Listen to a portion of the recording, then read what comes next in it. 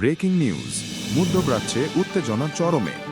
Saudi আরবের পর এবার তুরস্কে হামলা চালালো ইরান। পরিস্থিতি ক্রমেই জটিল আকার ধারণ করছে। বিশ্ব রাজনীতিতে নতুন করে উত্তাপ ছড়িয়েছে ইরান এবং তুরস্ক এর মধ্যে সামরিক উত্তেজনা। আন্তর্জাতিক বিভিন্ন সূত্র জানিয়েছে, তুরস্কের আকাশ সীমা লক্ষ্য করে ক্ষেপণাস্ত্র নিক্ষেপ করেছে ইরান। তুরস্কের প্রতিরক্ষা মন্ত্রণালয় দাবি করেছে, তাদের বিমান প্রতিরক্ষা ব্যবস্থা দ্রুত সক্রিয় হয়ে ক্ষেপণাস্ত্রটি ধ্বংস করেছে।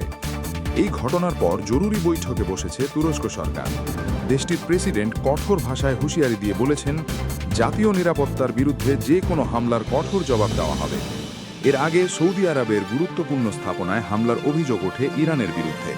সেই ঘটনার রেশ কাটতে না কাটতেই এবার তুরস্ককে লক্ষ্য করে এই হামলা পরিস্থিতিকে আরও অস্থিতিশীল করে তুলেছে। ন্যাটো পরিস্থিতির ওপর গভীর নজর রাখছে বলে জানিয়েছে। ইউরোপীয় ইউনিয়ন ও যুক্তরাষ্ট্র উদ্বেগ প্রকাশ করেছে। বিশ্লেষকদের মতে, এই সংঘাত বড় আকার ধারণ করলে তা পুরো অঞ্চলের নিরাপত্তা ব্যবস্থাকে নাড়িয়ে দিতে পারে। মধ্যপ্রাচ্যে নতুন করে সামরিক জোটবদ্ধতা তৈরি হতে পারে। জ্বালানি বাজারেও অস্থিরতা দেখা দেওয়ার আশঙ্কা রয়েছে। আন্তর্জাতিক বাণিজ্য ও কূটনৈতিক সম্পর্কেও বড় প্রভাব পড়তে পারে বলে ধারণা করা হচ্ছে। মধ্যপ্রাচ্যের পরিস্থিতি দ্রুত পরিবর্তন হচ্ছে। নতুন কোনো আপডেট আসলেই আপনাদের জানানো হবে। পরিস্থিতির সর্বশেষ আপডেট পেতে চোখ রাখুন আন্তরাল নিউজে।